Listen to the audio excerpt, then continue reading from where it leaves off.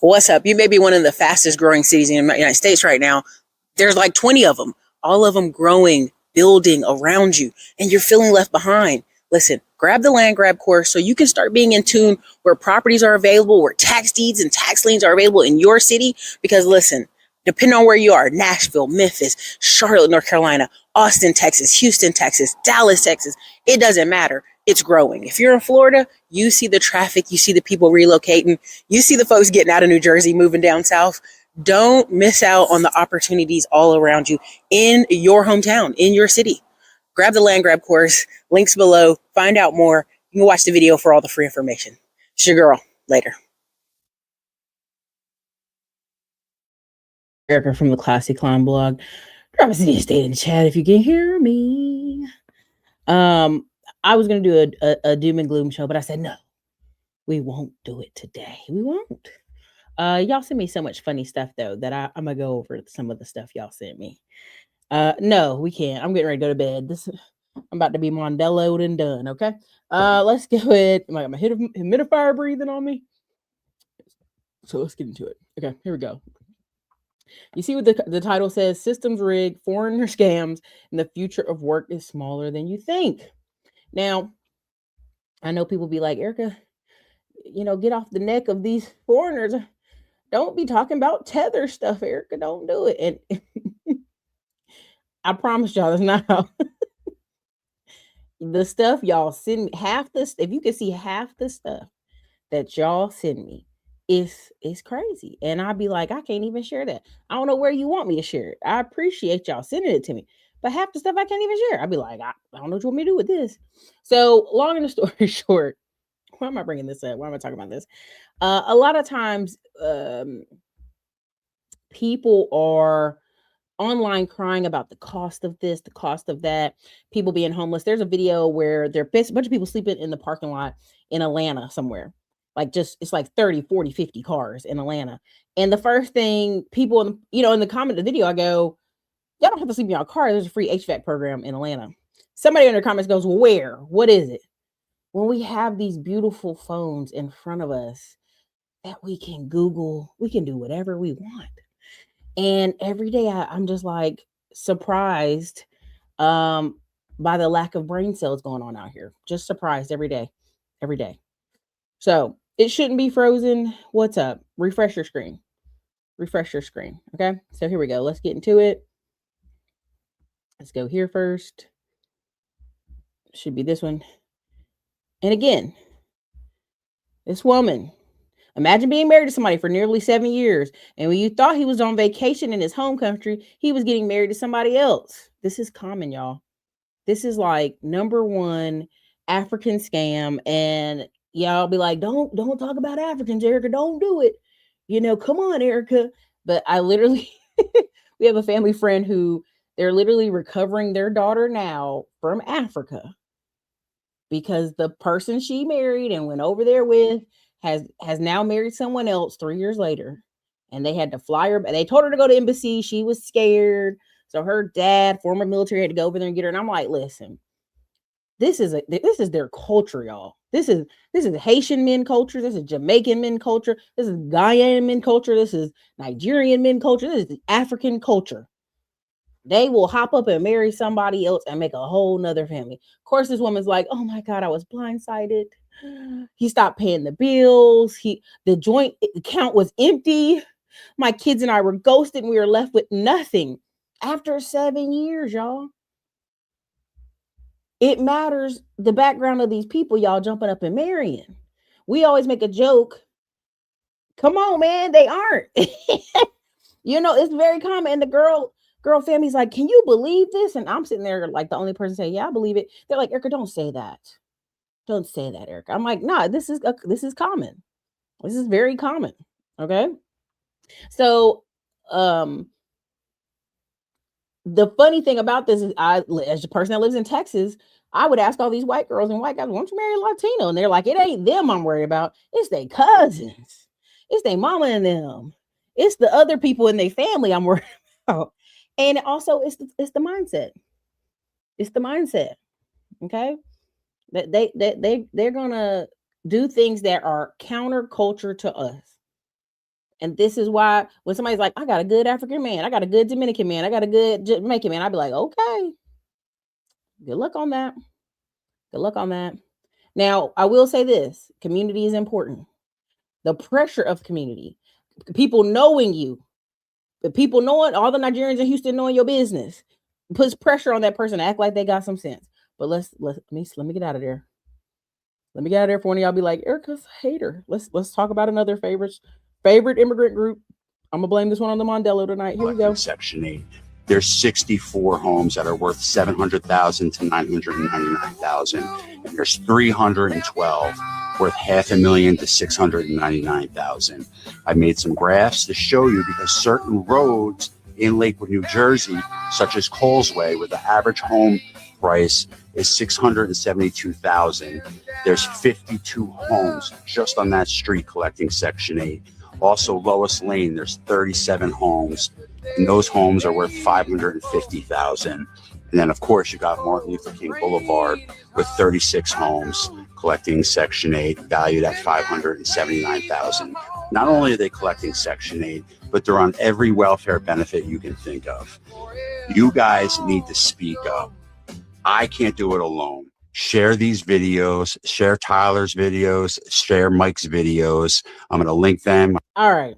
So let's go there for a second. This isn't just a Jewish scam that's going on in Lakewood. It's going all over the country. This is also going on heavy in the Mormon community. So that's why when people are like, Mormons are Christian, I'll be like, don't do that. Don't do that. That's something else. Now I'm going to go here for a second. Section 8. Everybody acts like they don't know. Oh, Section 8 is in the hood. No, Section 8 can be any property you decide. Now, as a Section 8 property, I have a certain type of Section 8, okay, in one of my units, in two of my units now.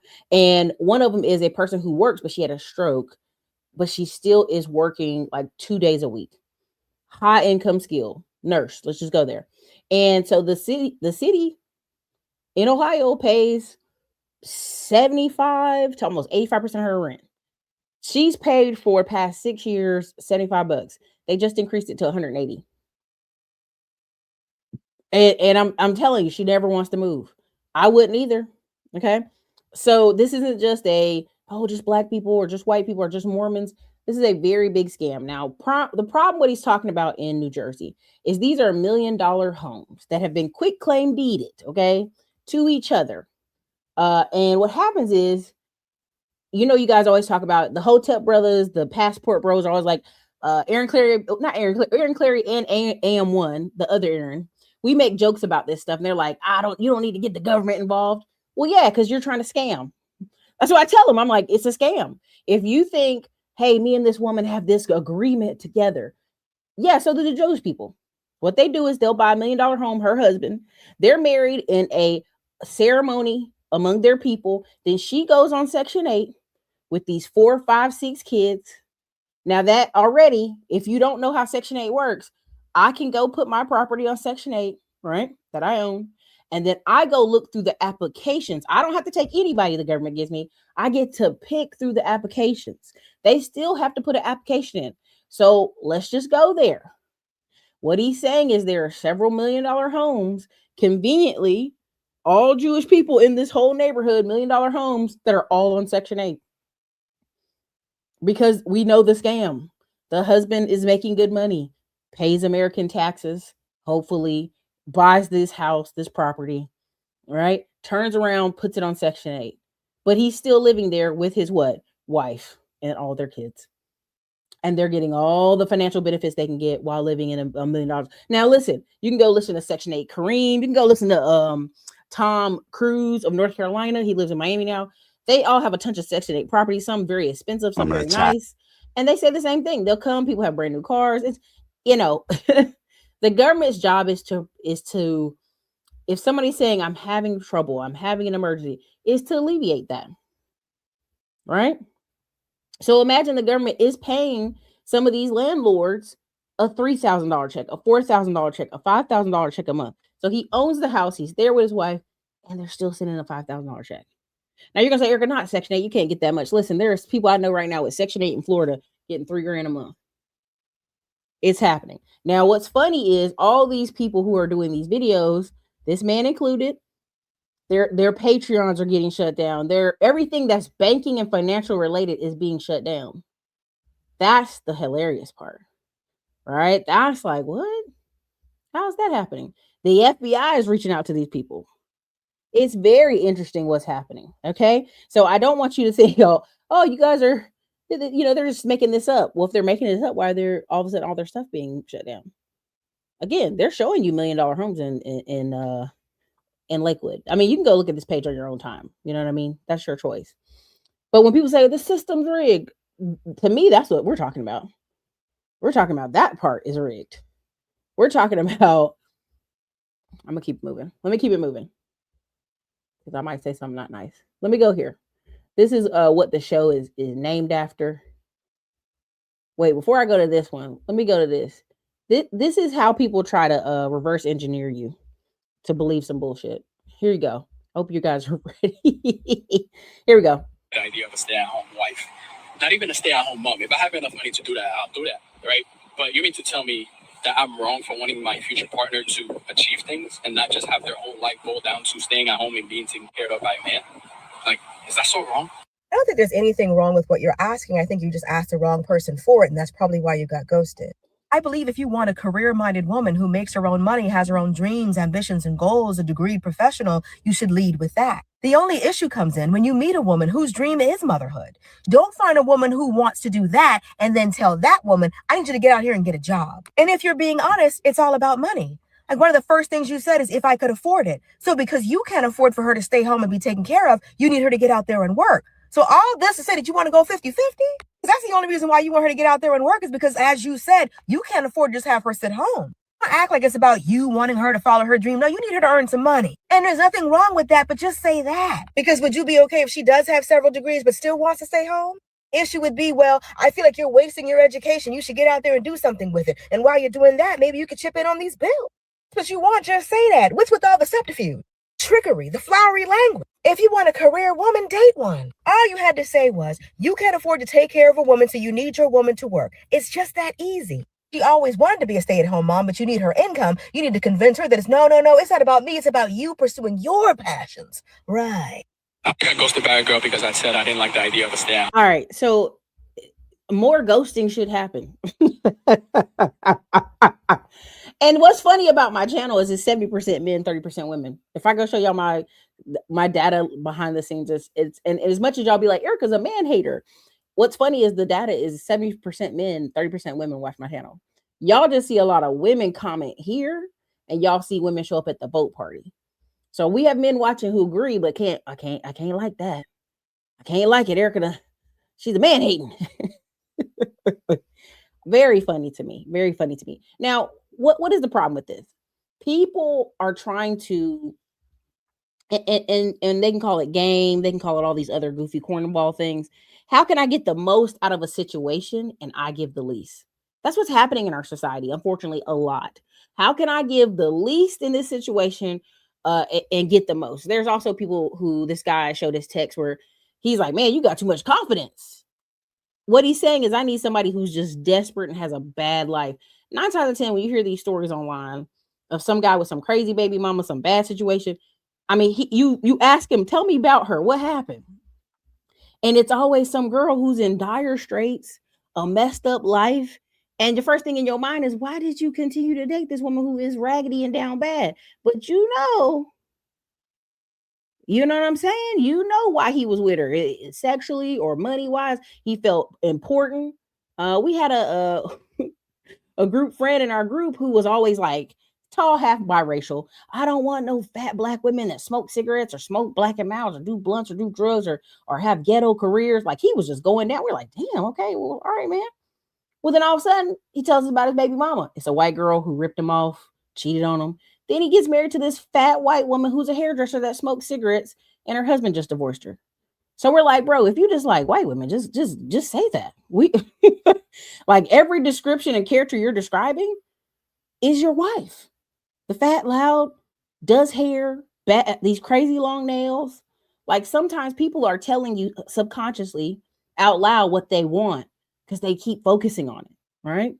So when people keep saying, you just want to be a stay-at-home and I'm going to be working and you're going to be home, Y'all don't understand how much, like, I'm gonna just tell y'all now, when I'm at home, the amount of phone calls I'm making, the amount of business I handle, the amount of doctor's appointments, like just stuff that you handle for 2 people. Now imagine adding kids to that. Please. Like, if y'all seen how I had to follow up with these contractors this past week, you would laugh. I had to chase them down for invoices. I'm like, do you want the money? That's how you know blue collar people just stay making money. A whole bet Keisha. I mean, pretty much everybody stopped talking to him, and he thought everybody, why are y'all being mean? Y'all are being mean to my wife. And we ought to be like, no, it's not that. Because we're looking at you with the hypocrite that you are. Like, it's some bullshit you got here going on, brother. We can't take it. We can't take it, brother. Now I'm gonna show you I'm gonna show this before I show the main thing of the video. That's what I'm gonna do. I'm gonna show this. Yeah, I'm gonna show this. Because every time I come online, people are like 58% of college grads aren't getting a job. We've known since 2010, your stupid ass needs an internship. Every time somebody gets online, well, Erica, you don't understand. You don't understand. Oh, honey, golly. Yeah, and that's what we saw. And when we went to his house, and his mom went to his family's house for a cookout, his mom's cooking, cleaning, taking the trash out. She's like, yeah, I like cutting grass. Our neighbors used to be so ugly to my husband. I said, yeah, I know why. They looking at this black man that ain't taking out the trash, ain't cutting grass. You running around like a chicken with your head cut off, doing all this crazy stuff. Yeah, you look crazy. Yeah, your neighbor said ugly stuff to him. It wasn't about being black and white. It's because you look crazy. We have neighbors now. If the wife's out there taking the trash can, they be like, where your husband at? Come on, man. People know it's people be getting away with bare minimum stuff, and they think they're winning doing bare minimum stuff. So again, whenever somebody has whatever your mama is, and I know y'all don't like hearing this, I'm gonna assume that's what's the influence of your culture. You're adopted by white people. I'm like, was your mom white? Okay, cool. Your mama Asian? Okay, cool. Like, the hand that rocks the cradle creates the culture, and nobody likes hearing that, but that's just the truth. Okay. So again, we've always talked about internships. Let's go ahead and play this out, because a lot of you gonna be like, well, they don't pay anything. That's a lie. They've been paid internships for about 10 years now.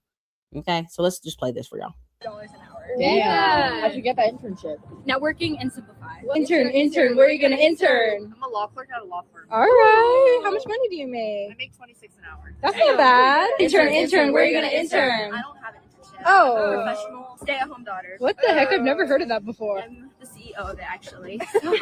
Intern. Where are you gonna intern? I'm a data science intern for Google. What the heck? How much do you I make? make like $38 an hour. Oh my gosh, where did you Damn. find that? On Simplify. Wow. Intern. Where are you gonna intern? I'm a JP Morgan investment banking summer analyst. How much do you make an hour? I make $42 an hour. Damn. How'd you get that internship? Networking and Simplify. All right. So of course this is a commercial for Simplify to a degree, but this is common. When I was going to school, there was a football player who wasn't going to get drafted, wasn't going to go any further. He was friends with all these white boys over in the business department, and he was going to Wall Street. And we were like, going to Wall Street to intern where? And it was just because someone had put some word in for him. I want you to understand, Indian, Asian, Latino parents beating the brakes off their children to make them go to college. Not as much Latinos. They usually do hard work though early.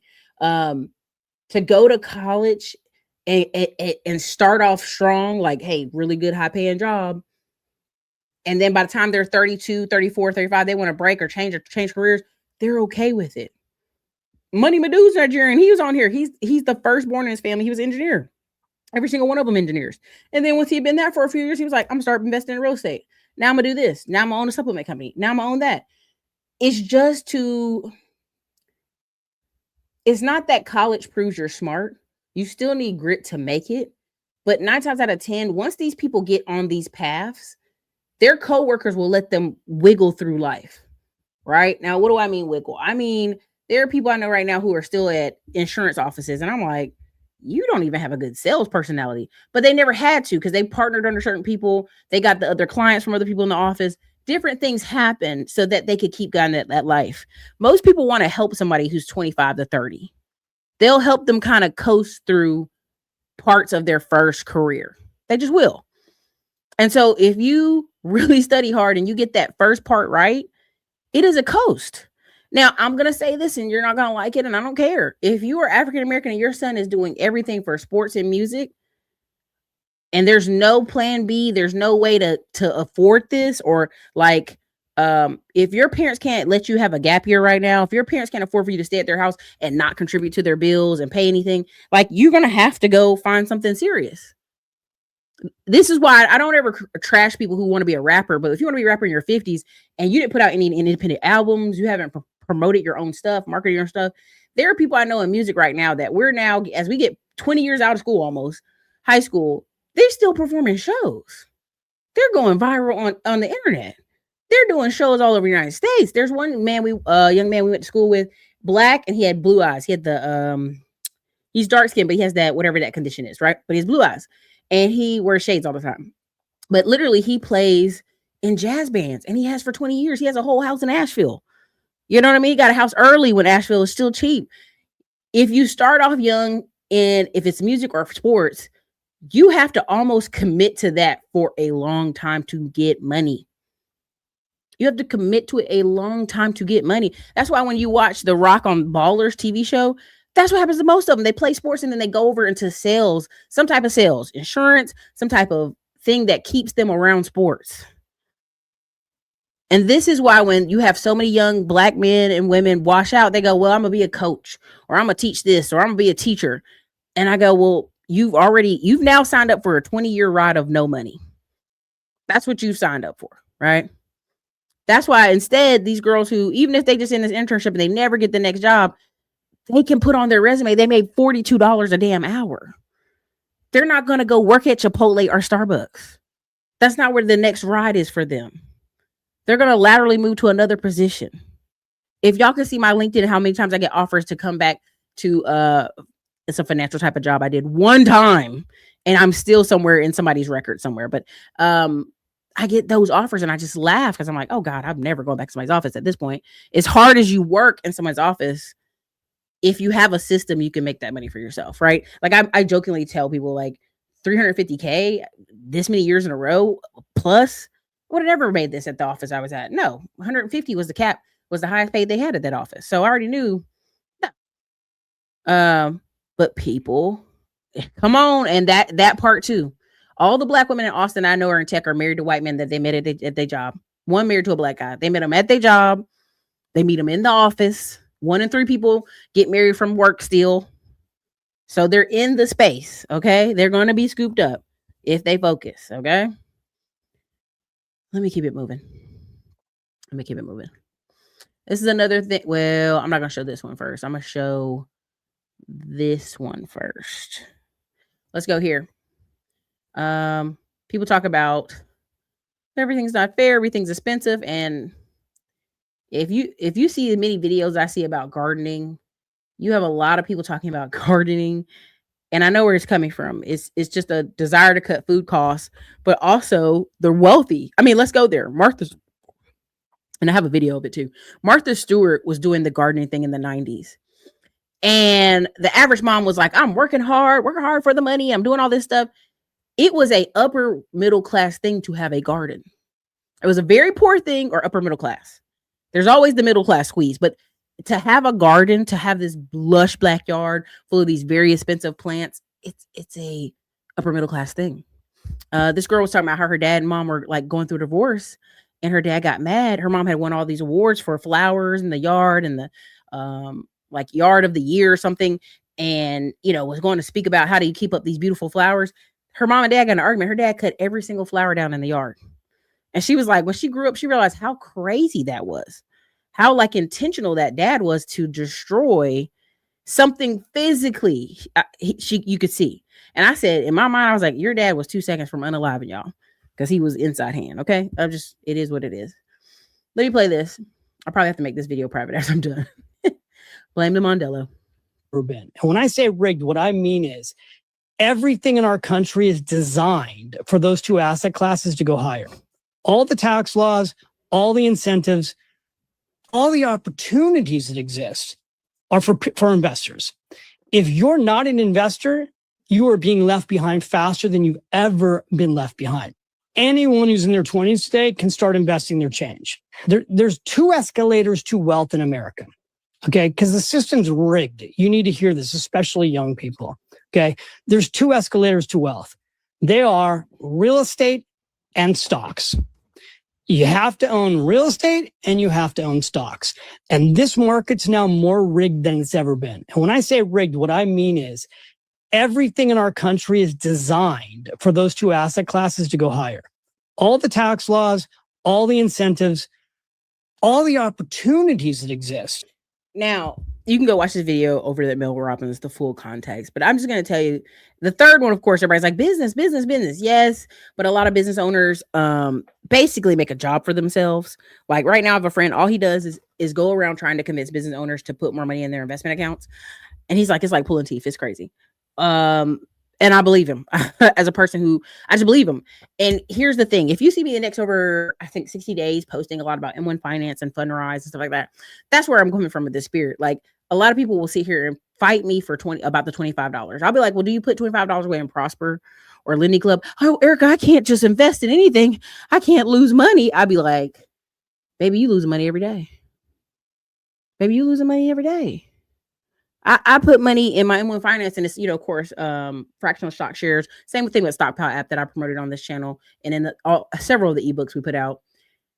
And I look back at one of the portfolios for utilities and oil, basically utilities and natural gas and stuff like that, and energy stocks. It was up 122%. I don't know how to explain to you. Looking at something over a 2.5 year period is up 122%. Like my mind was sitting there just M1 Finance thinking there was a glitch on my pie. And if you don't know what I'm talking about, I have an old M1 Finance video. I'll do a new updated one, I think, here, but it'll probably go on the stock channel or somewhere. I don't know, somewhere appropriate. And I was sitting there like, what? Now, not because I don't understand compound interest, not because I don't understand the market right now with Iran. I just want y'all to understand, like, when we talked about you better go put $100 yesterday. Right now, of course, defer to David Williams, whoever I've brought on in the past about stocks. I get it. Y'all want to be actively investing, right? But I just want you to understand, like, here's some of and this is the video I want to go with this. This is in other countries right now. There's like 10 of these videos, but I want to pull up this one first because it's the most, clear without the language barrier. But here you go. Just inform everybody that they only have about 2 months worth of fuel reserve. So, of course, everybody is hitting up the gas stations right now. It's a huge, long queue, huge, long lines. And, of course, there's many questions of, like, is it true? Is it really 2 months? How much is it going to go up in price if it does? Are the electric vehicles right now, like, super happy that they purchased electric vehicles? So many unknowns. So we went and filled up ourselves on our motorcycle. We don't have a car here in Phuket. So I guess I'll update you guys as we know more from the Thai government. But yeah, that's the news for the March 3rd, 2026. Do you guys now understand why Venezuela was attacked? Venezuela has the largest oil reserves in the world. Now it is controlled by the United States. Before that, it was controlled by Venezuela, and Russia and China had access to it. But now Venezuela has been attacked. U.S. government controls Venezuelan oil. Iran, the Strait of Hormuz, Iraq, all these Saudi Aram. You saw the Saudi Aramco refinery hit. Right now, United States government is going to control the global supply of oil. Nigeria was the one country that was supplying to the United States. The United States doesn't need Nigerian oil anymore. Nigeria now has to go strike new deals with other countries, except the United States kind of controls Nigeria. Nigerian government will only do what the United States government says. So the United States government ordered Nigeria to stop trading with China and to stop trading with Russia. And best believe Tinubu is absolutely going to do that. Also, everyone's out here talking about oil. I haven't heard anyone say anything about fertilizer. 35% of the world's fertilizer passes through the Hormuz Strait. 35% of the world's fertilizer passes through the Hormuz Strait. And now the Hormuz Strait is shut down because of the war. What does that look like for global agriculture in the next year? No one has thought about that yet, or at least no one's talking about it. Today is March 3rd. I'm in Phuket, Thailand. All right. Now, this is, of course, Thailand, passport bro heaven, ladyboy heaven. That is, their governments in the southeastern countries have been very transparent. If you see what's going on, if you go look this up on your own time, I'm not trying to doom gloom you. I'm not, I promise. They tell their people in advance, hey, stock up, save. right? Why is the fertilizer important, right? Why is London rural areas fighting right now taxes on their properties? Because those countries are getting ready. They're realizing, oh my gosh, this farm meat is about to be expensive. All this, I mean, look, I don't know if any of you have been to France. It's okay if you haven't. This is not the point of the conversation. But France has a place called Lyon, France. Lyon, France. It's not Paris. It's not the capital. And France, of course, went bankrupt. I don't know if y'all realize how, like a couple months ago, when African countries are like, no more, we're done, you're cut off. France went bankrupt. They can barely pay their people. The meat that comes out of Lyon is what France is banking on to sell to other countries. Now, I don't know why France think they're going to do that, because they people love riding.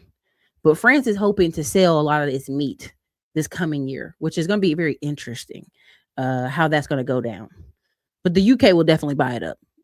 For the rest of the UK will buy it up. Why is this important? Because they also get a lot of meat from where? A lot of meat, food, and veggies from where? Africa. And right now you have 4 or 5 African countries who like, no, we're not giving you nothing. Right? We ain't giving you nothing. If America controls, and this is not, again, not doom and gloom, just telling you to tell the truth, 12% of the world's oil coming out of Venezuela, the heavy stuff. Another 12% comes out of Iran. Okay. I don't know the percentage for Nigeria, but I know it's pretty high. They're resource heavy. And America controls those, plus what America makes. You just shut out 20 trillion from China. Then you're not even talking about the fact that Russia needs that. They need it. The nurses got plenty of natural gas now, but Russia still also needs that oil. So I don't understand how, as an American, where we live with electricity and power and laws and pews, you're like, Erica, I can't muster $25 to invest in my future. This ain't, I saw a thing that they were like, yeah, the black community is suffering from grifters. I'm like, no, the black community is suffering from the fact that we going to put that $25 at that corner store and get them scratch offs. But we won't put that 25. Listen, Asia has a post on her Instagram. Let me see if I can find it. And I thought, oh my God, what's going on, Asia? What's happening out there? Hold on. Let me pull it up. Let me pull it up. Because I was sitting there laughing my butt off. And I realized what they were standing outside for. So let me try and get it here. Let me pull it up for you. Let me pull it up for you. Hold on. Yeah, here we go. Hold on. Now Asia cussed a lot, so I hope she don't cuss too much in this one. Let me show you this. You just bought. Hey, listen. Go M1 Finance.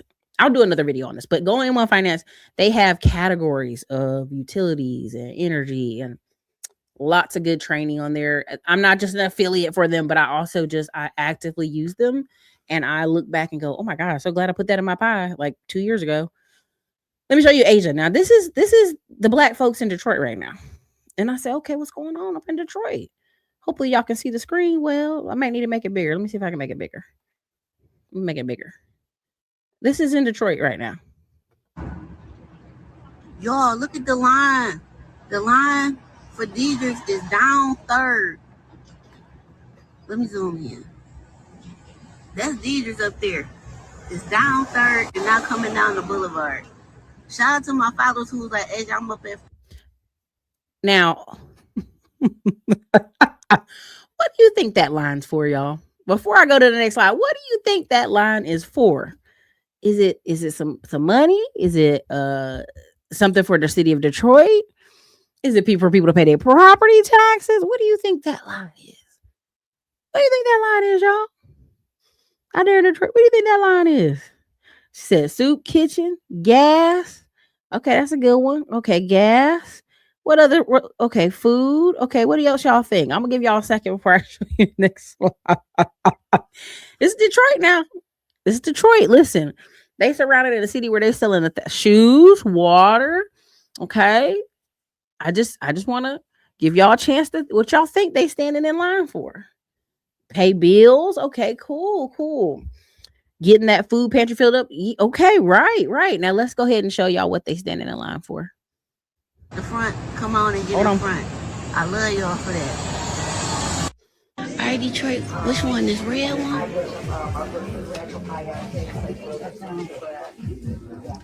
Got a hood. Oh, no. Oh, I thought this was a hood. This ain't no hood.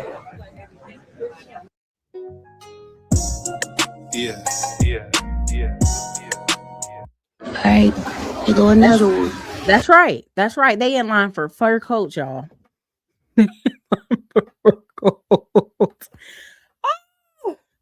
the things I can say about that city. Shout out to Asia Denson. First of all, shout out to her, the people who follow her channel who let her skip the line, right? Okay. Shout out to them. But first of all, y'all really be good. You know what I'm saying? I love that. Y'all are very sweet. Whenever I say I'm going to be in certain cities, y'all will be like, Erica, I'll treat you to dinner. I'll do whatever. And for those of you who, in San Diego, Houston, all this, it's not that I don't want the offer. I appreciate it. One is safety, and two, if I'm with too many members of my family, it ain't gonna happen. But three, also just time. We be compressed for time.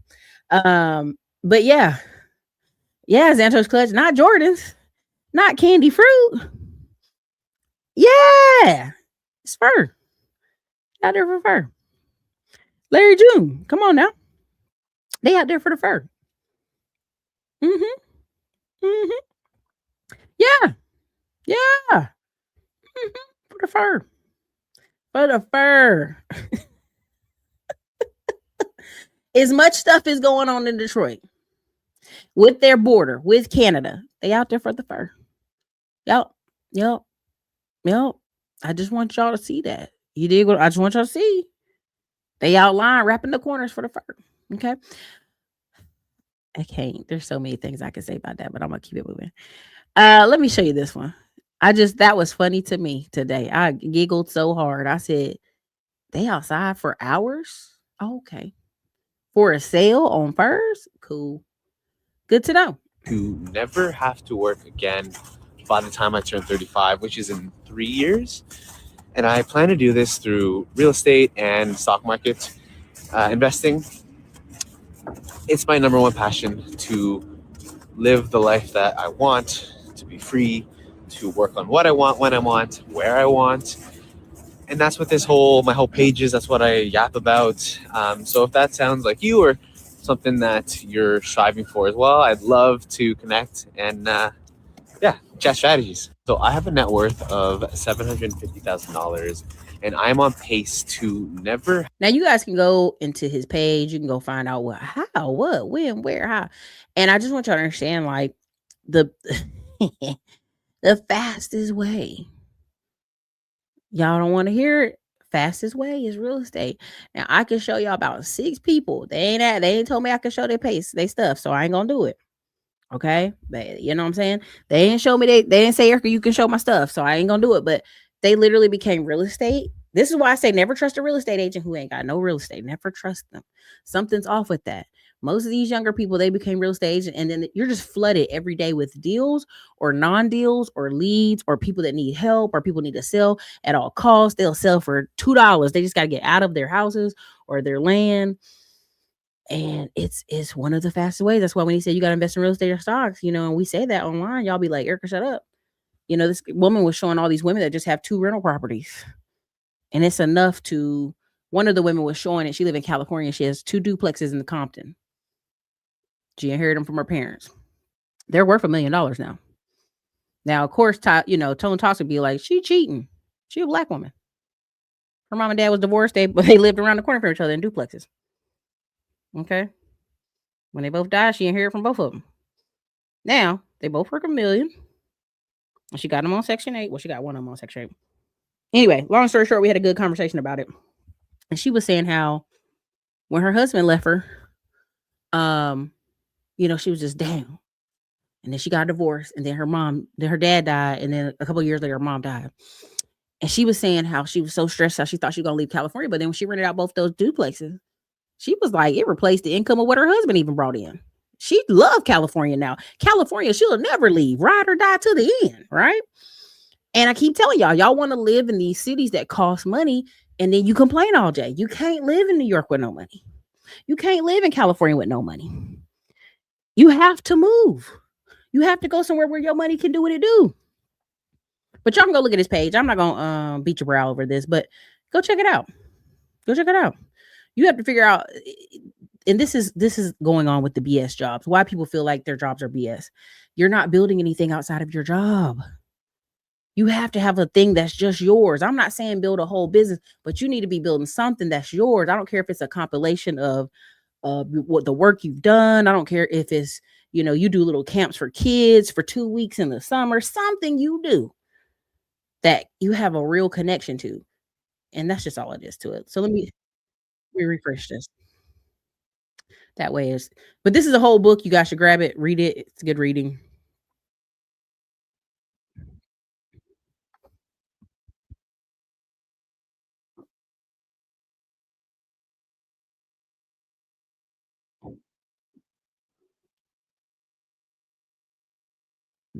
Oh, May, it's not even showing on the screen. I'm so sorry, y'all.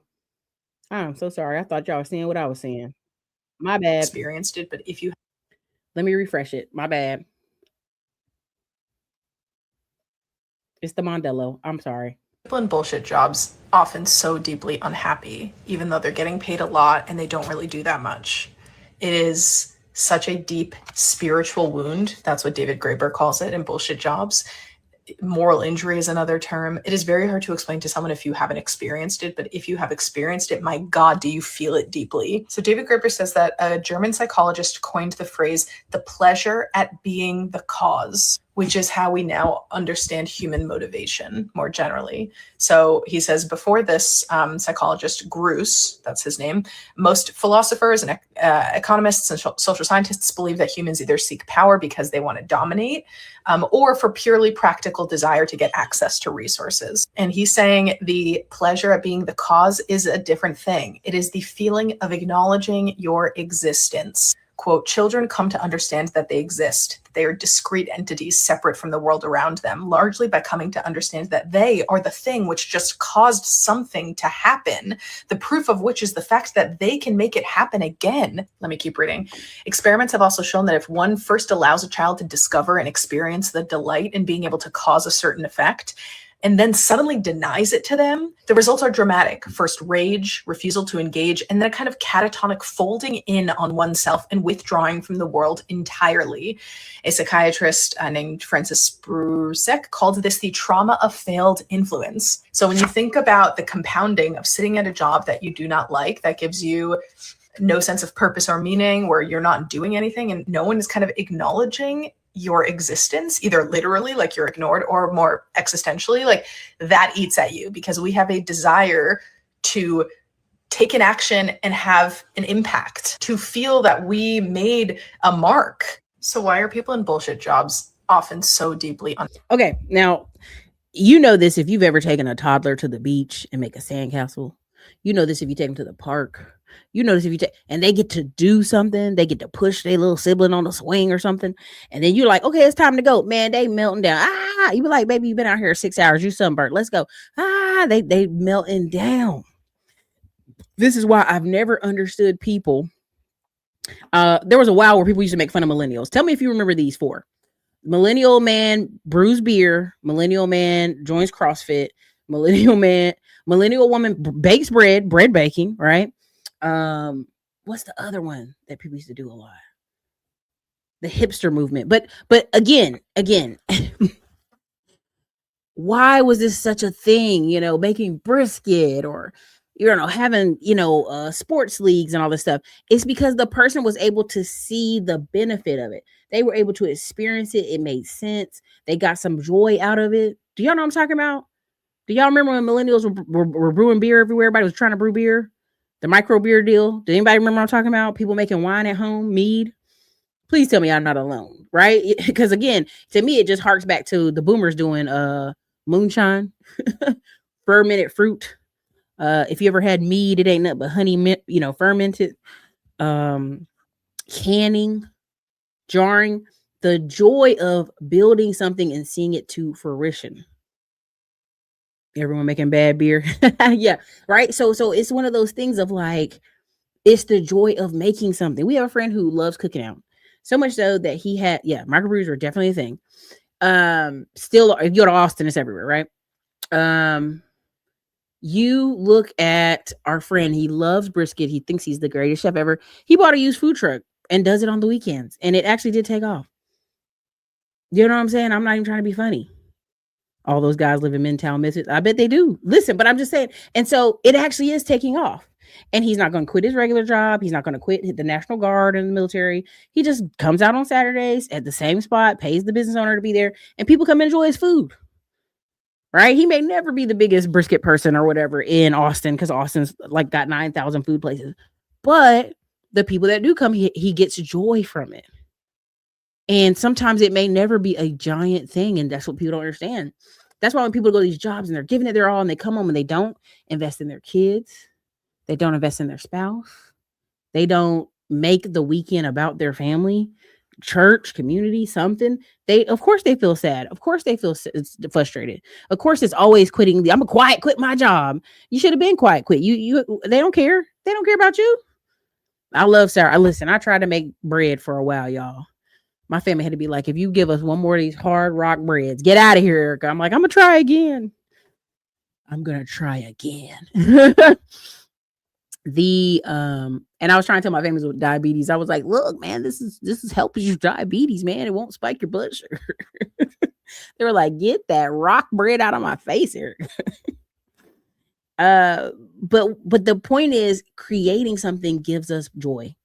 Not just kids. I'm talking about gardens in our backyard. I'm talking about doing the landscaping. Like when people make fun of people's dads who landscape, I'm like, it gives your dad joy. Was it that hard to let a person enjoy landscaping their yard? No, get out of here.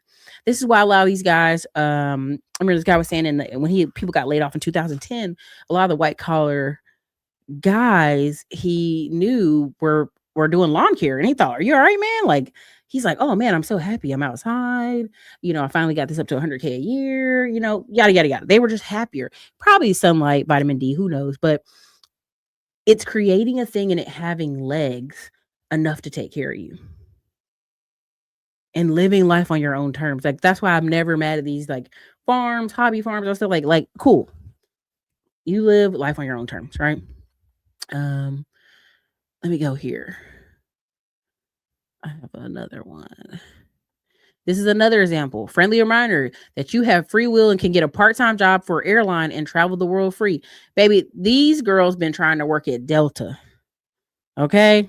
Even just one day a week and get flight benefits. Okay?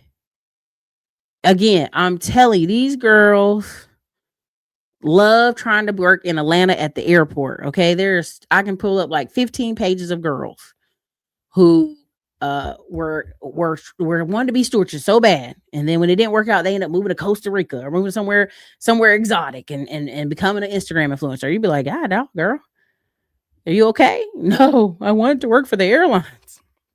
And it's a thing. It's a real thing.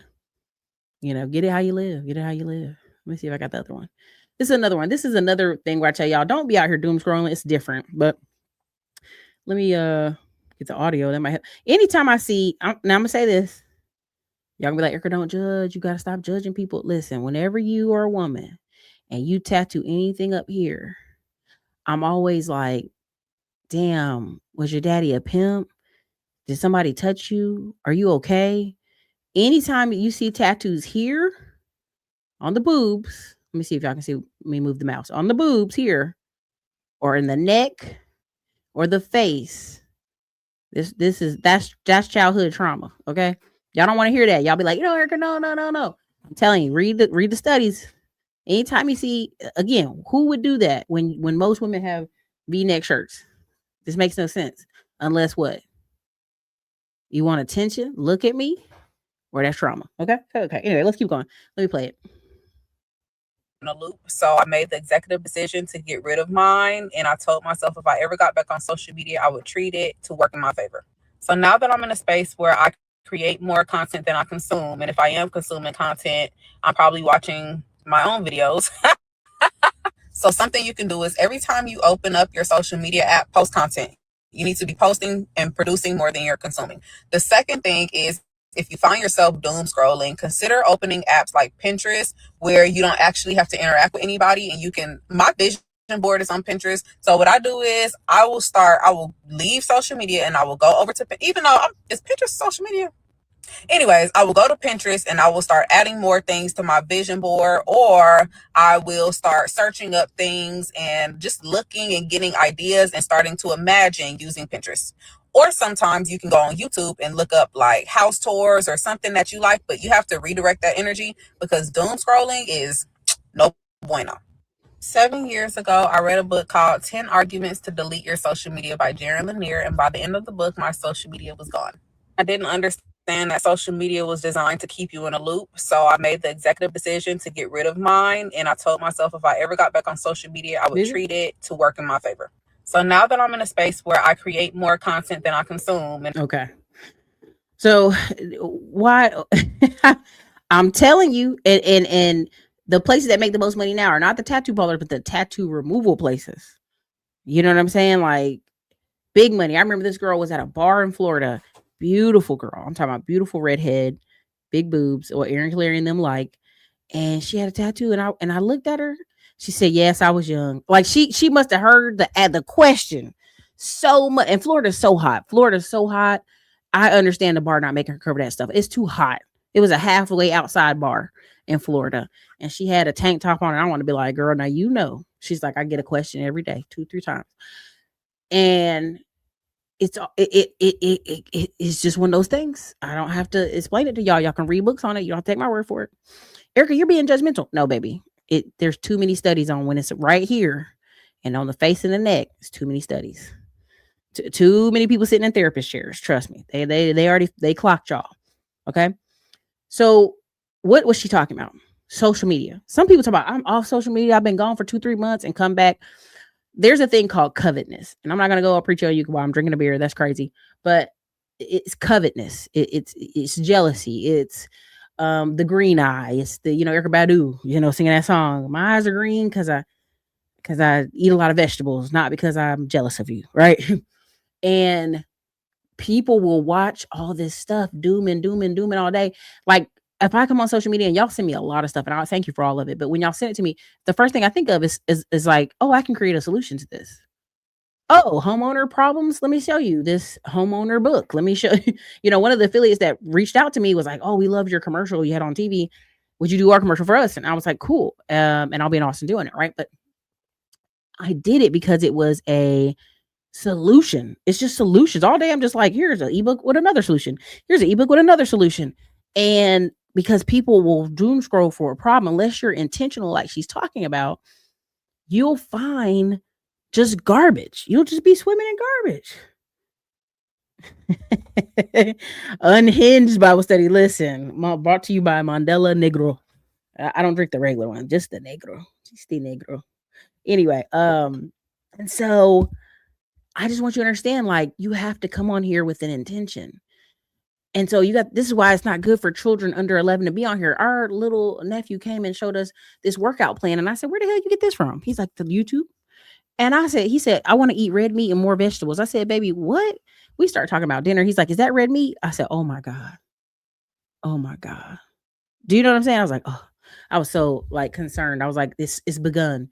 We have to take the computers from him. They're like, no, Erica, we can't. I'm like, take them, put them away for they influence him. So anyway, there's a couple more I got, and then I'm getting out of here. This again, this is key. Do not overdress. This is the number one sign of style from the 1990s, but also wealth when you go to events now.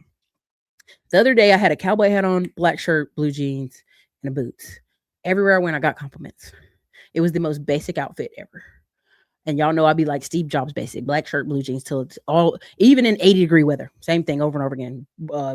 This Hispanic man was like, oh, so beautiful. The hat goes with your skin, so beautiful. And I just tell people, it's how you carry yourself. And your body is the best part of whatever outfit you're wearing. Right? So just want to show you. I forgot. I'm going to get copyright strike. There you go. Now you're gonna say this is plain, Erica. This is for white people. Go back and look at your parents in the 80s. They may have had the gold teeth. They may have had some gold on their fingers, but ultimately they were not overdressed. They weren't overdoing it. You know why? Because they had weddings they went to and wear those type of dresses. They had dance events they went to and wear those type of dresses. Like, I love seeing people go to Beyonce concerts and overdress. That's nice. But in your everyday life, you ain't gotta overdo it. That's why when I hear people like, I'm in debt from buying clothes, I'm like, for what? You gonna wear the same 5-6 clothes all the time? You might as well make it look good. Keep it simple. Okay, just want to show that. And this is also the 90s. If you think back, all the black women, Nina Long, all of them, they were very simplistic looking and beautiful. They weren't overdoing it. They weren't BBL'd up. Every time I see Nicki Minaj, she looked like a troll. It looks terrible. It's getting worse. Looks like a dump truck behind her. It's terrible. Anyway, let me go here.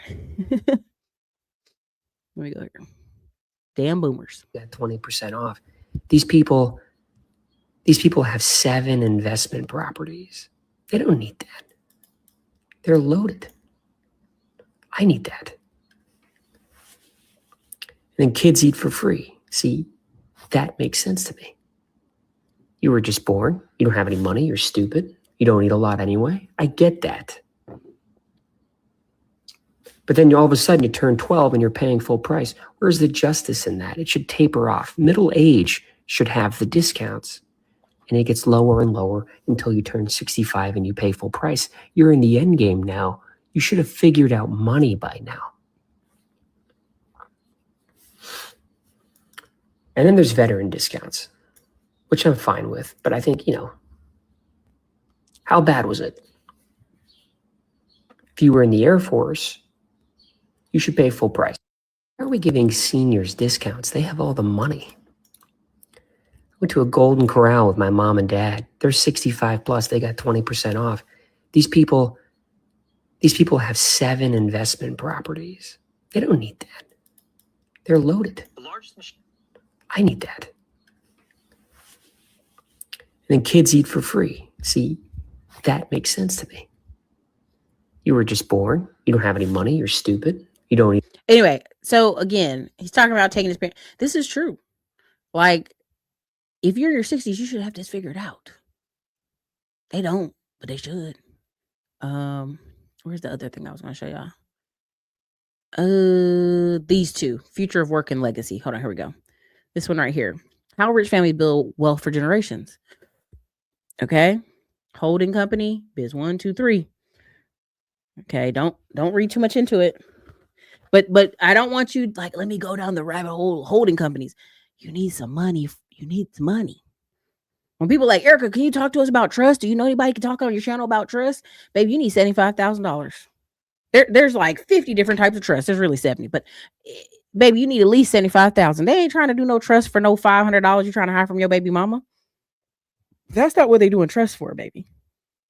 You do trust for your mama's house, for your grandma's house. Yes. Because those are usually valued over $75,000, but not because you just saw the internet talking about trust. That's what drives me crazy. All right. It gets real wild out here. Air Force people hate when you do that. You'd be like, hey. He said being a vet wasn't that bad. Hey, hey. Let me go over here. These are keywords. You'll hear different, depending on what crowd you're in, you'll hear these. Access, legacy, and positioning. Okay. Coded language in Black wealth circles. And what's funny about this is you see all these Black people talking about legacy, and they're like, I need to have kids, legacy. No, you're using the word wrong. And wealthier people look at you like you're an idiot. Like, anytime I hear something about legacy, I get bust in the gut laughing when somebody say the kids. I'm like, kids? What? Anyway, let's get in here. just showing you how different classes use the word. Y'all using words y'all don't even know what you're using for. Okay. So it says in every generation, let me get my narrator voice on. In every generation of Black wealth builders, whether newly emergent or quietly established, a distinct vocabulary begins to form. On its surface, the language sounds aspirational, strategic, universally empowering. But beneath the surface, it's a code. Hold on. I gotta hold it together so I can use my voice. I can use my radio voice. Okay, hold on, I'm ready. I'm gonna finish. I'm about to bust out laughing. Not in the conspiratorial sense, but in the social linguistic sense. Again, I have a speech impediment. Give me a break. A curated lexicon used to signal proximity, capital, legitimacy, and strategic awareness without disclosing too much. The language becomes both a shield and a sword of mechanics, I can't even talk, of protection, but also exclusion. This essay unpacks three words that recur often in elite Black conversations: access, legacy, and positioning. Let me say that again: access, legacy, and positioning. Each term functions simultaneously as a tool of vision and a veil of ambiguity. Understanding their subtext is essential for anyone navigating Black wealth ecosystems, whether building family offices, cultural ventures, or intergenerational financial strategies. Okay, let's go on to the next. Okay. Number one, access, the velvet rope in disguise. At first, access implies openness, a key to the door. Anyway, long story short, it depends on who's using it.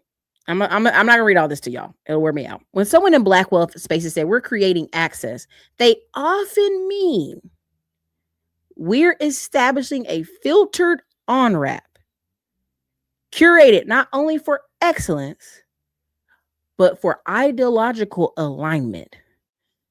Okay? Capital fluency. Access is always granted by the gatekeepers. Okay? Right? When people start talking about they're creating access, they're the one creating the nonprofit to get the money from the government. Okay? Then to deal it out to you. Okay? So I don't lose you here. All right? But we're going to go here. Okay?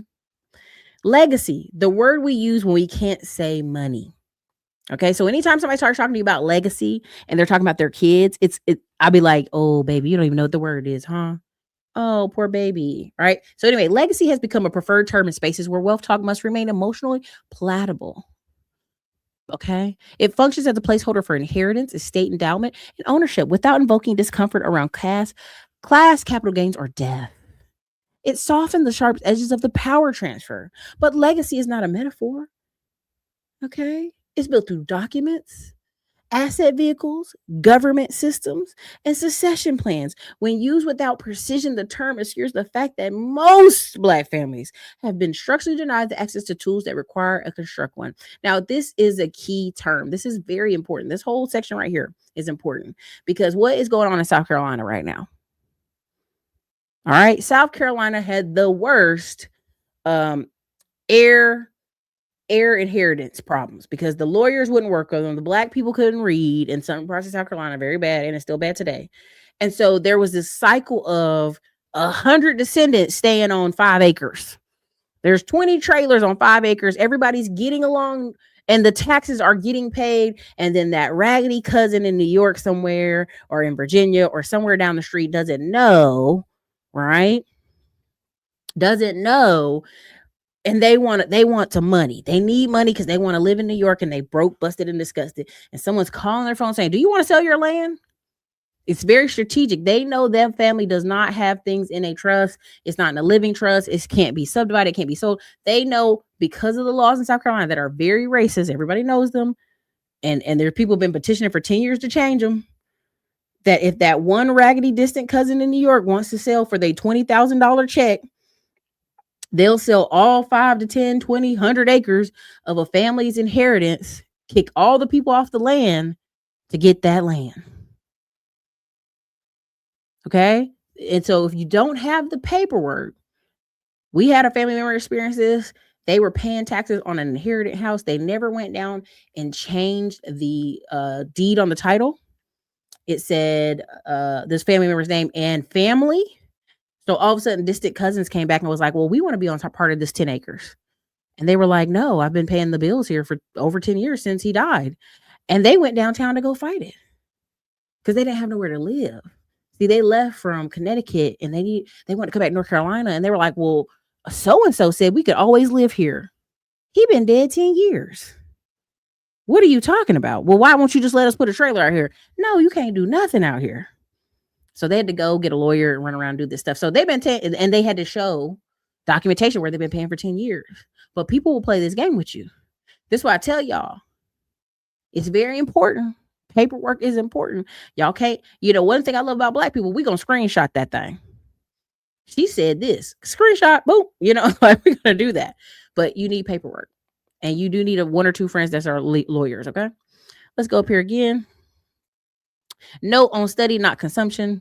Again, this is a legacy study. She's gonna have a ton of stuff. Of course, she's selling link in bio. This is the thing, but these are very important. Okay, let me go down here. Positioning, class signaling without saying class. Positioning. We want, listen, come on, y'all. There's a way. All right. You can see the rest in her thing, but it is, again, it's so much more to things. And I love how she's setting this up. She's getting this to the money. She's getting to the money. And I salute her for this. Okay. She's changing this hobby of talking about wealthy people to a business. And I love that for her. So anyway, again, policies, all this stuff. It's just very, very well done. I'm not going to get lost, but this one, I think I showed y'all yesterday, but I'll play it again just for the sake of the conversation. It doesn't chase venture capital. They use it. And that distinction changes everything. Most people think venture capital is about pitch decks, Shark Tank moments, and chasing checks from powerful people. But that's the founder perspective. The Black elite approach VC from the capital side, not the begging side. Here's the first difference. They don't cold pitch, they build proximity first. That means private dinners, boards and advisory roles, cultural institutions, and shared social circles. By the time money is discussed, trust is already established.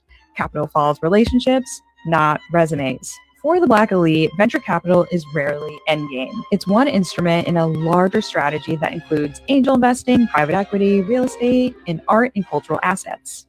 VC is used for optionality, influence, and early access, not validation. Instead of chasing headlines, the Black elite often invest early, write smaller strategic checks, and co-invest alongside trusted partners. This is how they gain exposure without visibility. Think less press release and more positioning. And here's what gets rarely discussed. Due diligence isn't just financial, it's social. The Black elite often invest in people that they know, founders vouch for by the community, and businesses that solve real lived problems. This is not charity, it's actually an informational advantage. Many Black elites avoid traditional VC routes because of one thing: control. Venture capital can dilute ownership, vision, and long-term mission. So instead of chasing large rounds, they prioritize cap table discipline, strategic investors, and long-term governance. That is legacy thinking. The biggest myth is that Black wealth. Okay, now, why would I show you this? What do I mean? I keep telling y'all over and over again about proximity and how sometimes you're literally just in proximity to the party. You're just in proximity to the events. When I go to, and I've told y'all this before, don't blame the Mondello, I'm wrapping it up, but the reason I sign up to Texas sports season tickets, they're extremely cheap for the ones I pick. They're girl sports. I'll literally be on a Tuesday afternoon eating nachos, talking to 5 to 6 vice presidents of companies. They're literally like, oh yeah, you can look me up on LinkedIn. My name is blah, blah, blah. No, I'm not hard to find. Anyway, and then they just talk to you about the girls and the sports. And I was at one of the Texas games recently in Tennessee. And I was just trying to get y'all to understand, like, I was sitting there. I said, oh, did the girls get a chance to rest? I think I told y'all this story already, but I mean, whatever. I was like, did the girls get a chance to rest? The mountain air is so tough on them. And I was like, they look like they're cramping. And she's like, no, they had to fly back to Austin, Texas to pick up the boosters who paid $100K for the year to ride on the private plane back with the girls to Tennessee. And I said, say what? She said, yeah. I said, their parents? No, the boosters. And so you have to understand, you may say, what is $100K? That's stupid. Who would pay that? One of the girls on the basketball team, they took a picture of her the other day. She had a book she was holding. It was talking about venture capital and family offices. This girl doesn't play that much. I'm not going to say her name out of respect. She's a wonderful cheerleader, amazing energy. But one of the boosters has already told her, I know you're not going to play next year. You should come do an internship at our family office. Our family office. And so I just sit here and tell y'all, it's always about proximity and how you carry yourself, right? And what's the next step on this, right? And so what's happening here in our economy and our society is, can you be a player that's getting NLI money and open to listening to these people who are 10x wealthier than you? Okay, honey, you should probably invest in this, that, like it's a lot of opportunity out here, and it's unfortunate. We have a segment of our population arguing about 50-50 when we just have unlimited opportunity in front of us at this moment. I'm literally on a Tuesday laughing with vice presidents. One lady does government contracts and was like, oh, let me help you do this. If you get a chance, swing by the office. I was like, oh, for sure. Why? It's a Tuesday at 2:00 in the afternoon. We're eating nachos. She know whatever I'm doing, I clearly don't work regular 9 to 5 hours. I was like, oh, I'm building spec homes. Oh, what are you going to do for your tax write-off this year since you're doing so many? I said, oh, I am definitely going to buy a beach house to get that depreciation. Yada, yada. We're doing this whole conversation, right? We're doing this whole conversation. And the reason I want y'all to understand why that's important is because it's just proximity. It's just proximity. It's the loans, the bank, even the bank I'm dealing with now, they would normally not be bothered with real estate, but they're bothered with me because they're like, oh, you're going to do this? Okay, well, you know what? We have a whole nother private client over here. Here, come over here. Let's talk to this guy. I like how you think. I like what you're going to do. And also they like that money going through their account. That's all that is. But it's all proximity, right? Like when y'all keep seeing the same girls get pregnant by the same athletes, you're like, how is this happening?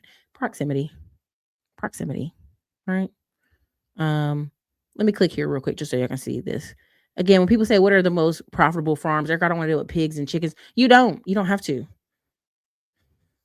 I'm just telling you, like microgreens, oysters, shiitake mushrooms, lavender, these really unique things, right? Berries, strawberries, raspberries, pick them self to pick, people pick themselves, garlic.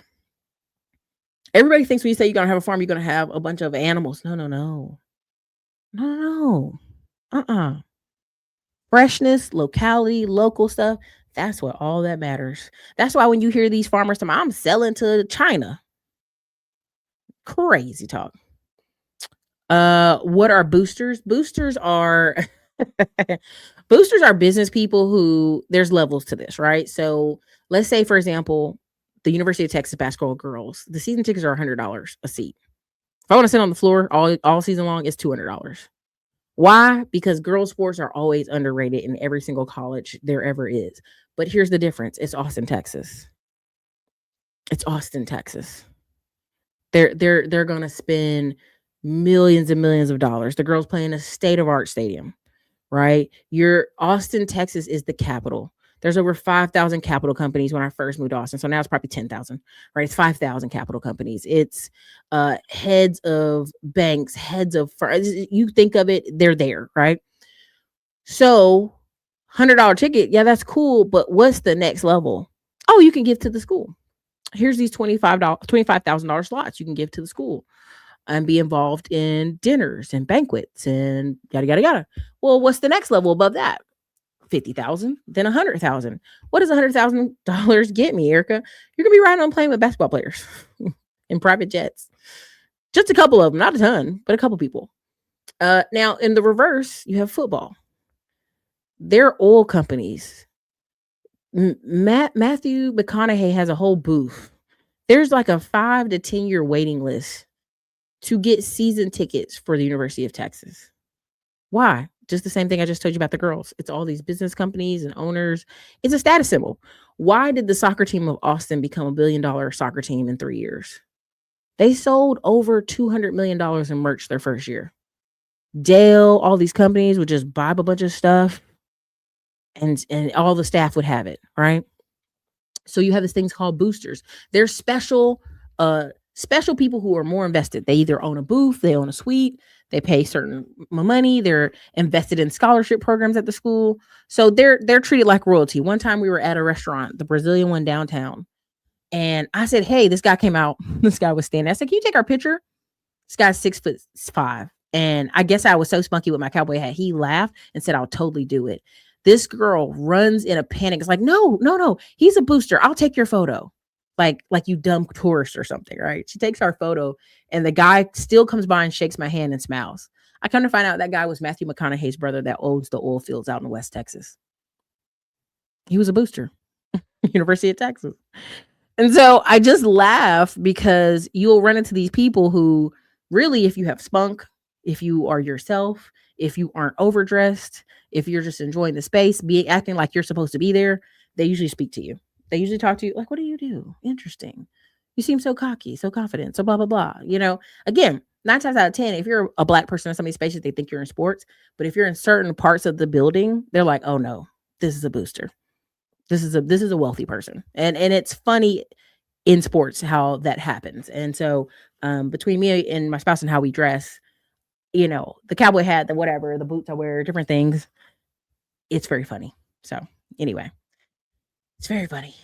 Anyway, I hope that explains what a booster is. If I rambled, my bad. Now, anyway, we're going to end the show with this one. This one is the future of work is smaller than you think. Now, this is Wilmington Business Insights. Okay, you're going to be like, Erica, Wilmington, North Carolina, what the heck? But there's a lot of people who've written articles on this. And for decades, success in business meant getting bigger, more employees, more overhead, more layers to management, more growth for growth's sake. That model is quietly changing. The future of work is not massive teams and sprawling infrastructure. It's more small, focused ventures powered by smart systems and modern tools. Businesses that are lean, flexible, tech-enabled, and locally rooted. This shift is not theoretical. It's already underway.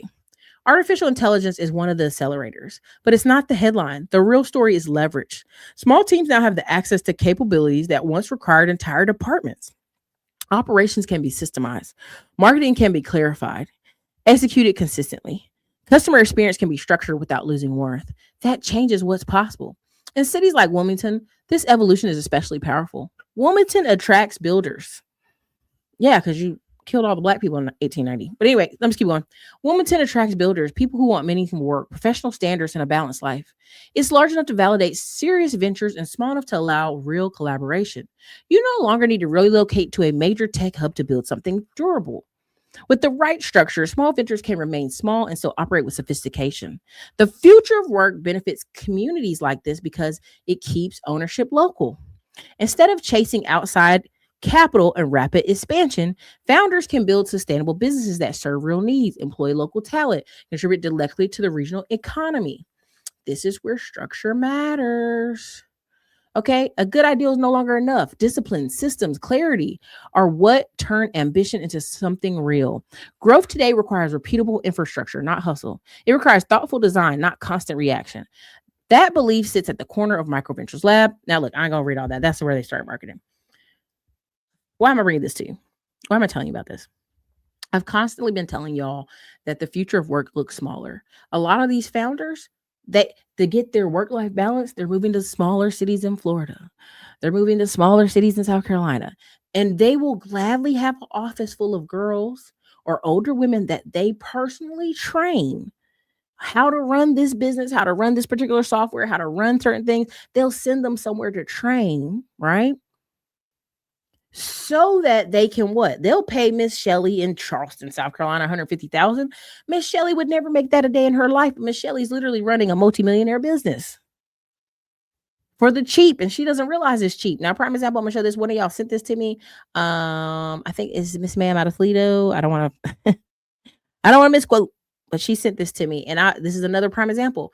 Toledo Ironess Club selected to host 145th U.S. Open. Let's be really real. Ain't nobody checking Ohio like that.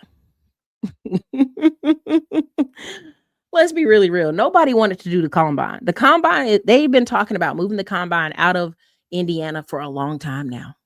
Like, we got to move it to Texas or Florida for it to stay relevant and catch the numbers. And they know it's true. The only reason it's still Indiana is somebody has put big money down. One of the multimillionaires that live in Indiana has keep convincing them, please do it here. We'll give you whatever write-offs we need. We'll do whatever we need to do to keep y'all here. The same way this is about to hold the U.S. Open. Why? Somebody in Ohio with big money was like, what do we have to pay?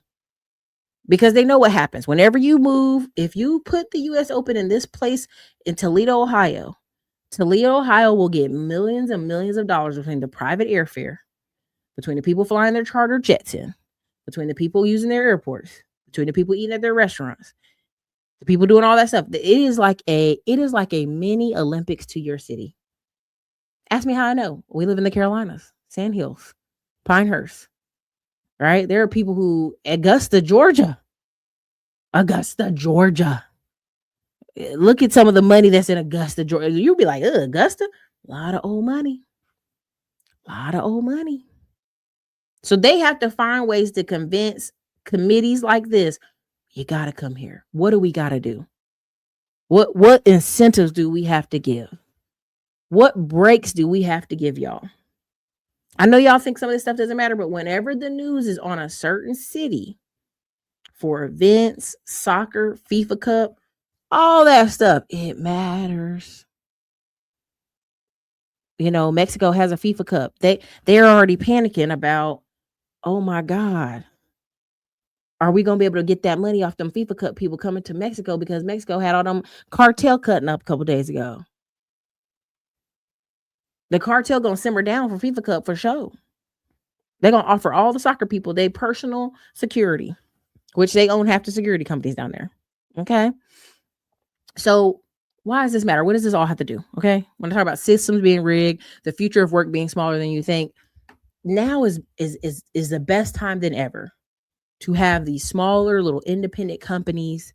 And people think, oh no, Erica, no, I want to do something big. I want to buy a franchise. I want to do that. And I laugh half the time because I'm like, the money is in having a smaller office. Okay. Having a smaller office. And in that smaller office, you have, 2 or 3 people that basically are your boss hogs that run the office, and you can make $5, $6, $7 million. Okay. Easy peasy, lemon squeezy, right? Now you're gonna say, well, Erica, you're making it sound easier than it is. Now what I'm gonna do is I have this cool new drone. Me, A1, a few people are gonna be filming some stuff, droning some stuff, and we'll probably put it on a separate channel. I'm not certain yet. We got to figure out the storyline, but essentially we're just gonna show y'all how having some of these small offices works to your benefit. Now, one example of a small business that can make a lot of money, I'm gonna show you this one. I lied. This is the last two. Now. Is this? And then one other thing, and I'm gonna end on a funny. Here's this one. In Latitude. Every truck plays Radio Margaritaville 24/7. You can choose between 3 trucks. Son of a sailor, for the single guy who owns nothing but a camping chair, a PS4, and a mattress on the floor. A pirate looks at 40, for the family that's been saying they're going to downsize for 6 years and finally did it. And the big one, which fits your entire life and your mother-in-law's China. Why don't we get drunk and move? The moving industry does $21 billion a year, and it's almost entirely fragmented. Local operators with no branding, every single truck looks the same. And every company is called something like Metro Moving Solutions LLC. But in this case, the brand is remote. Every employee is rocking a Hawaiian shirt and a smile, lays around their neck, and every move ends with a Polaroid photo. The kids are thrilled, grandma's laughing, you've got a bright tropical truck in your driveway, guaranteed virality, which is free distribution online. And at the end of the day, the workers head home because it is 5 o'clock somewhere. If I acquired this moving company, here's what I would do. First, we're rebranding to Changes in Latitude. Every truck plays Radio Margaritaville. Anyway, they call this guy the Timo Brad Pitt. You can go check out his shit. Now, you're going to say, Erica, moving companies. Oh, man, I don't want to own no moving company. And I'm just being honest. Like, again, most people move every 5 to 7 years, and apartments every 2 to 3 years. It's a lot of fragmentation in moving companies. When I had my cousin come out of the Navy, the first thing he said, we should own a moving company. And everybody in the family's like, why? Why do you want to buy that franchise? And I was like, because people are always moving. It's not even a question, right? It's just something to have on paper. And if I could explain it, but I don't have enough time, is you could have these businesses. And if I go to the bank and say, hey, I own a moving company, and I say I have 4 trucks, they already have a track record history of how much on average moving companies with 4 trucks make. So if my numbers look close, they'll give you whatever loans you want. It's just like barbershops. It's just like hair salons. It's like some of these types of businesses, once you own them on paper, the banks are like, oh yeah, I understand that business model. Oh, I understand that one. That makes sense to me, right? I'm just being really honest. Like, he's Timo Brad Pitt. You go look at his stuff. And he talks about business brokering. And so I keep trying to tell y'all the future is people who figure this out. Erica, I'm going to buy this business and I'm going to have people in the office that run the office and I could care less as long as the money keeps coming to my bank account. I just want y'all to understand all these white people, y'all thinking, ha, ha, ha, they about to lose their money in tech. No, I'm telling you right now. I'm telling you, there's 3 Asian people I know right now in tech who are like, oh yeah, we're getting ready to buy this thing, Erica. What do you think? I said, oh, y'all want to know what I think? Girl, you've been doing business so long. Yeah, we want to know what you think. And that's the funny part now, where the rubber meets the rub, where I was a person like in the startup mode. Now that I'm 10 years down deep into the rabbit hole, many assets later, many projects later, and a really big project you'll see soon in the vlogging stuff. It's funny the calls I get. Very, like, hey, what do you think about this? And like, interesting. You called me. Interesting. But yeah, I'm never gonna fight y'all on Erica, buy a business or start a business. If you know yourself, if you know you just need to follow systems, somebody's already put it together for you. Franchises work well. Buying someone's business works well. But it's just cost. Yes, SBA usually covers 90% of it, but do you have that 100K? Do you got that 100K to drop down on a down payment? I don't know if you do, but that's another night. We'll talk about that another day. So let's go here. This is the last one. Please don't wear these shirts to court. Like, put on real clothes to go to court, y'all. This is the last one. Here we go. Yes, ma'am. What are their ages? 4, 3, 2, 1, 6 months. And where are they? Who are they with? Their mothers. How many mothers? 3. All right, that is not Black excellence. The fact that you're here is not Black excellence, unless that's the name of a building. But I'm assuming it's not. So you are not showing Black excellence to your ancestors or to your mother, your grandmother, or anyone. You understand? Yes, ma'am. So don't wear Black excellence if you're not showing it. Yes. Do you have any children? Yes, ma'am. What are their ages? 4, 3, 2, 1, 6 months. And where are they? Who are they with? Their mothers. How many mothers? 3. All right, that is not Black excellence. The fact his attorney, the way he looked at that shirt, like in word. Now, if y'all go see Judge Stephanie, she done got up to 50,000, but she go viral all the time. She ain't playing with these people. Like, white ladies done came to court cutting up. She done did all kind of stuff. She's hilarious. Now, this is what I'm gonna say, and y'all not gonna like me. Now you're gonna be like, you're gonna judge him. Look at that man. What type of women do you think is sleeping with this man? Are these pillars of the community having babies with this man? Are those kids 4, 3, 2, and 1 and 6 months? Do you know what I'm saying? What are they going to get financially from this man? 3 different women. What are they going to get? Look at him. Look at it. A T-Pain. It in court. The accountability. Women don't like this. Women don't like this. That one's on women. If you know this Negro messing around with multiple people, look at him. What is the desperate? These better be one-eyed ladies that are half blind. These better be one-eyed ladies that are half blind. This is where when the Black community be like, y'all be talking about. No. Look at him. Them locks is not fresh. Come on, man. That's a scam right there. You know, if the brother came in with a 6-pack, 6 foot tall, I'd be like, well, maybe them ladies got weak. But look at that man. He don't even look like he. Come on, man. Come on. This is what this right here. This is the system that's rigged. This right here. And people, my mom be like, don't talk bad about people here. Be nice. Blah, blah, blah, blah. No. All 3 of those women need to go to jail for a day. Be like, ma'am, did you sleep with this man? Yes, I did. I have a baby. Yeah, court. Straight to jail. Straight to jail. What are you doing? Now, Brandy, the millennial manager, I was going to show that one, but I'm not. Essentially, this woman was 40 years old. Her man's 47. They at the WIC office trying to get unemployment business in Section 8. A 47-year-old man and a 40 woman, and she got 5 kids. Sir, y'all are done. 47? You're done. You're cooked. Now you're gonna be like, Erica, but you said anybody can turn their life around. Baby, if you're 47 applying for the WIC and the Section 8, and the woman just had her last baby at 40, you're cooked. You're cooked, man. You are fried like bacon. There ain't nothing we can tell you. And I know people who they went to college, they're a shining star, and they always tell me about their family money problems. I be like, what's going on over there? They be having a 40-something-year-old brother. He just a slug. I'd be like, that's on your parents. Somewhere your parents didn't hit him up across the head not enough or something. I don't know. But this one right here, this on the women. If you talk to a man and he got a 1-year-old baby, he got a 2-year-old baby, he got a 3-year-old baby, and you touch him, how is this brother that fertile?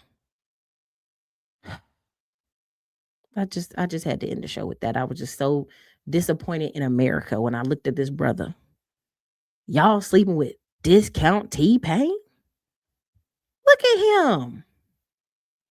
Look how he's standing while she talked to him. He ain't got no handcuffs on. This just how he's standing. He's got, as AM1 would say, he's got man titties. Y'all sleeping with man titties and dreadlocks? Now, I know women like teddy bear strong men, but this ain't even giving teddy bear. This giving titty bear. Titties. Not even, you know what I'm saying? You know how some brothers be thick and it look like it's shaped up like a muscle? This is titties. That's it. I know. I gotta stop. I'm done. Stop. I just, when I see this, and I'm talking about back to back 4, 3, 2, 1, them girls are overlapping. They fighting over him. They're fighting over him. Y'all know I'm not lying. Think about it. That's too close in time. Come on, man. A t-shirt, one button up, one polo.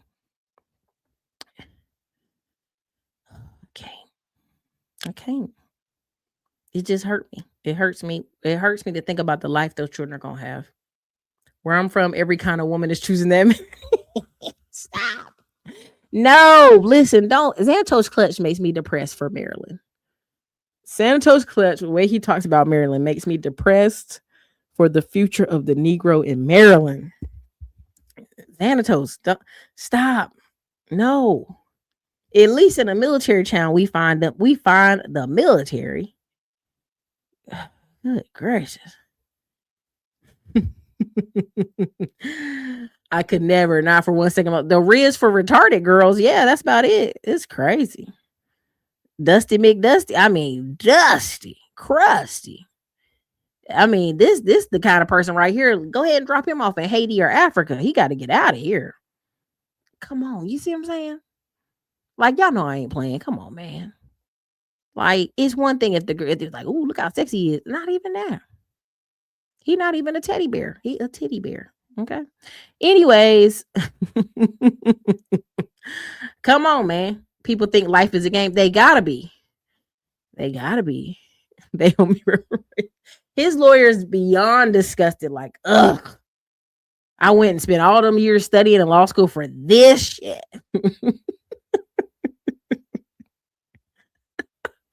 Disgusted.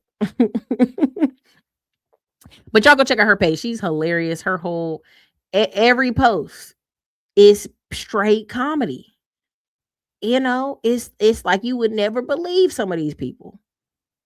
I mean, this boy getting 20 years in jail, and she gonna tell him don't become institutional. Ma'am, you're giving him 20 years. He did a police chase. The police ran over a girl, and you know the police. Anytime the police hit somebody following you in a high-speed chase, you're going to jail because the police wouldn't have hit this person if it wasn't for you. This is another one. Yeah. This is happening way more than you think. These eggers got to stop running from the police. They got to stop running from the police. 20 years in the prison. Give you credit for any time served. All right, we can go off the record. How old are you? All right, you're 18. Any time that somebody serves is a lot of time. Many things can happen at the prison. Do not become institutionalized at the prison. You need to realize that you're where you are now because of your actions. I understand with the murder case, the way it's charged, which is legally a way it can be charged, because you were evading, you actually didn't hit the person in the crosswalk. The police actually hit that person chasing you, right? And so when you're sitting at the prison, you're probably going to start thinking, I shouldn't be here. Other people are going to start talking to you saying, you should have done this and that. But what I can tell you, that's the law, right? So at the prison, you can still get your education. It will sentence you to 20 years in the prison, give you credit for any time served. All right, we can go off the record. How old are you? I just want to tell you, there's a lot of Hispanic men running, like racing from the police. These high-speed chases. I just saw one the other day in North Carolina outside of Charlotte. And I want to tell y'all, like, literally, if they hit anybody and the person died, the police aren't not responsible. They'll literally charge you with murder. So I just want you to understand, like, the way this system's going up, the way they got this system set up, I don't know how you tell people.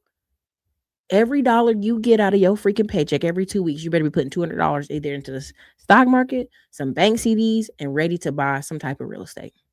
You only need 2 years of hard work. There's all kind of programs out there, but the way they got this system set up, baby, and y'all sitting here arguing with people want to do scratch off tickets and do parlays, parlay your ass to homelessness. Parlay your ass to homelessness. The fact she trying to tell him don't become institutionalized, baby, he'll be 38 years old when he get out. And if he lucky, let's say he do half the time. Let's say he does half the time. Half the time. Let me say 10 years, plus he'll be 28. Now, I'm not going to say this and y'all, like, I think I'm very smart. I think I'm very easy to learn. I read a lot every day. But I realized I took a test to get some certifications and I struggled. I said, God, dog. 10 years younger Erica would have knocked that thing out and been no problem. The older you get, that's why they tell you it's hard to learn new tricks. I'm not saying you got to do everything at 18 to 25. I'm not saying that. I don't believe in that model. I believe as people get older, they can change. But when you 35, 45, 55, 65, 6, 7, 8, 9 kids, back child support, back taxes, back everything, people do riskier things to try to make the money back. You ain't got to be risky. Keep it simple. Buy some land, build some new construction, own a company, keep it simple. Staying outside the law is easy. It's easy. Okay. Now, I ain't gonna act like I never sped before in my life. I have. I used to get a lot of speeding tickets. And then my family now joke, you drive like an old lady. You know why? Because I ain't in no rush. You know why? Because I've dictated my life. I can sit at the house all day. If I want to get up at 1 o'clock and go to Lowe's, I'll go get me some stuff from Lowe's, get this garden together, and that's about it. But y'all have a great night. Y'all have a wonderful night. Y'all been hilarious. We want to shout out to Mandela Negro for the sponsorship tonight. Anyways, you guys, it's your girl Erica Classic on Blog. Have a great night. Hi, I'm Brandy Williams, founder of Williams Accounting and Tax Services in McDonough, Georgia. We're a full-service accounting firm proudly serving clients nationwide, including military families and U.S. expats. With over 20 years of experience as an IRS-enrolled agent, we've got you covered from past tax returns to business services and strategic tax planning. Visit WilliamsActTax.com. Let's get connected and take your finances to the next level.